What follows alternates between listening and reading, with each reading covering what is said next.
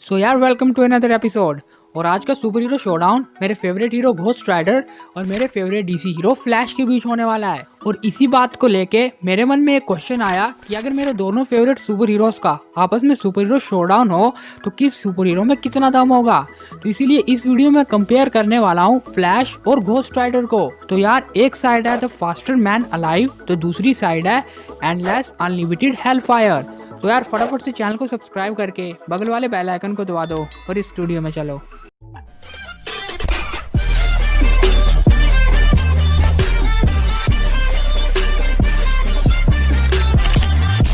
तो यार सबसे पहले बात करते हैं इनकी कुछ पावर्स और एबिलिटीज की, ताकि इनका कंपैरिजन करने में आसानी हो। तो शुरुआत करते हैं फास्टर मैन अलाइव फ्लैश से। तो यार फ्लैश के पास जो पहली चीज आती है वो है स्पीड स्पीक।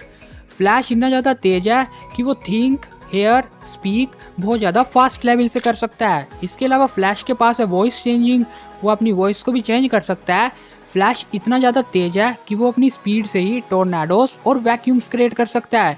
आगे फ्लैश के पास आती है run on waters and wall, यानी फ्लैश अपनी स्पीड की वजह से वाटर्स और वॉल में भी चल सकता है, ये दौड़ सकता है। और फ्लैश के पास रेसिस्टेंस टू टेलीपैथी की भी एबिलिटी है।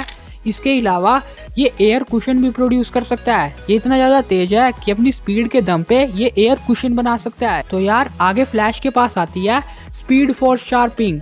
ये कमाल की एबिलिटी है। फ्लैश इस एबिलिटी में काइनेटिक एनर्जी को भी एब्जॉर्ब कर सकता है और फ्लैश इस एबिलिटी से किसी और पीपल की भी एनर्जी को एब्जॉर्ब कर सकता है अगर वो पीपल उसे पुश करे। और इसके अलावा फ्लैश इस एबिलिटी को मैक्सिमम टाइम यूज करता है बुलेट से बचने के लिए या उन्हें रोकने के लिए। इसके बाद फ्लैश के पास है स्पीड रीडिंग की एबिलिटी। फ्लैश इतनी ज्यादा तेजी से पढ़ता है। आगे आती है फ्लैश की सबसे कूलेस्ट एबिलिटी टाइम रिमांड्स, या आप इसे सेल्फ डुप्लीकेशन भी कह सकते हैं। तो यार इस एबिलिटी में होता यह है कि फ्लैश अपनी स्पीड के दम पे अपने मल्टीपल कॉपीज बना सकता है। इसके बाद फ्लैश के पास आती है क्विक हीलिंग फैक्टर, यानी कि उसका हीलिंग फैक्टर बहुत ज्यादा तेज है। और फ्लैश के पास है पेजिंग या वाइब्रेटिंग की एबिलिटी। इस एबिलिटी का फ्लैश इस्तेमाल करता है मोस्ट डेंजर सिचुएशन से एस्केप करने का। इस एबिलिटी में फ्लैश का अपनी स्पीड फोर्स के ऊपर टोटल कंट्रोल होता है और टोटल कंट्रोल के साथ साथ उसके मॉलिक्यूल्स वाइब्रेट भी होते हैं। और यार अगर हम इसे सीधे शब्दों में कहें तो मान के चलो कि अगर फ्लैश के अंदर कभी पॉइजन या वैनम घुस जाए, यानी उसके खून में पॉइजन या वैनम घुस जाए, तो फ्लैश इतना तेज हो जाएगा कि वो पॉइजन और वैनम उसके शरीर से बाहर निकल जाएगा। इसके बाद फ्लैश के पास आती है सुपर स्पीड पंच, और ये पंच हमने कॉमिक्स में फ्लैश को इस्तेमाल करते हुए देखा है। इसके बाद फ्लैश के पास आती है थ्रो लाइटनिंग बोल्ट की एबिलिटी। तो इस एबिलिटी में फ्लैश लाइटनिंग बोल्ट्स को थ्रो कर सकता है और ये मोस्ट फेमस मूव है टीवी शोज का। आगे फ्लैश के पास आती है टाइम ट्रैवल की एबिलिटी, यानी कि वो समय यात्रा भी कर सकता है। यार टाइम ट्रैवल तो छोड़ो, फ्लैश आसानी से मल्टीवर्स या डायमेंशन ट्रैवल भी कर सकता है। आगे फ्लैश के पास आती है जो कि मुझे लगता है कि वो फ्लैश की सबसे ऑसम चीज है, और वो चीज है flash time. Flash time flash की सबसे कूलेस्ट एबिलिटी में से एक है, क्योंकि फ्लैश टाइम में ये होगा कि फ्लैश के एरिया में जो भी पीपल होंगे, फ्लैश उन्हें अपने फ्लैश टाइम की मदद से स्लो कर सकता है, जैसा कि हमने टीवी शोज में भी कई बार देखा है। और इसके अलावा फ्लैश के पास आती है ट्रैवलिंग एट लाइट स्पीड, यानी कि फ्लैश लाइट की स्पीड से ट्रैवल करता है।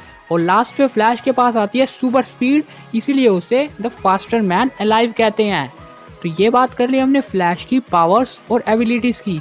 अब हम देखते हैं इसके अपोनेंट की पावर्स और एबिलिटीज, यानी घोस्ट राइडर की। तो घोस्ट राइडर को ज़ेराथोस कंट्रोल करता है, इसलिए उसकी सारी की सारी पावर भी गॉड लाइक है, क्योंकि ज़ेराथोस हेल का बहुत ज्यादा बड़ा गॉड है। इसीलिए घोस्ट राइडर के पास आ जाती है God like strength, God like durability, God like endurance, God like reflexes.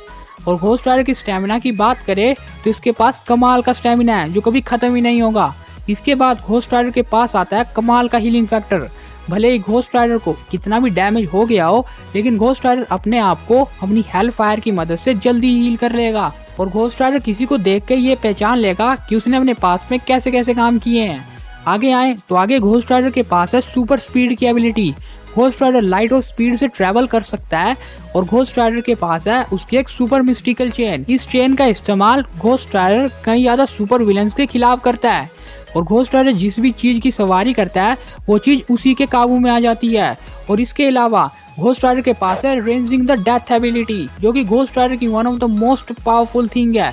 इस एबिलिटी का फायदा ये है कि इस एबिलिटी में घोस्ट राइडर मरे हुए को जिंदा कर सकता है और घोस्ट राइडर के वेरिकल्स भी बहुत ज्यादा तेज हैं, यानी कि आप ये मान के चलो कि इसके वेरिकल से डायमेंशन में ट्रेवल भी किया जा सकता है। और घोस्ट राइडर के पास है उसकी सबसे powerful ability the penance stare. इस एबिलिटी की मदद से घोस्ट राइडर किसी भी बुरे इंसान या बुरे डेविल की आंखों में देख के उसकी अंदर की साउल को बर्न कर देता है।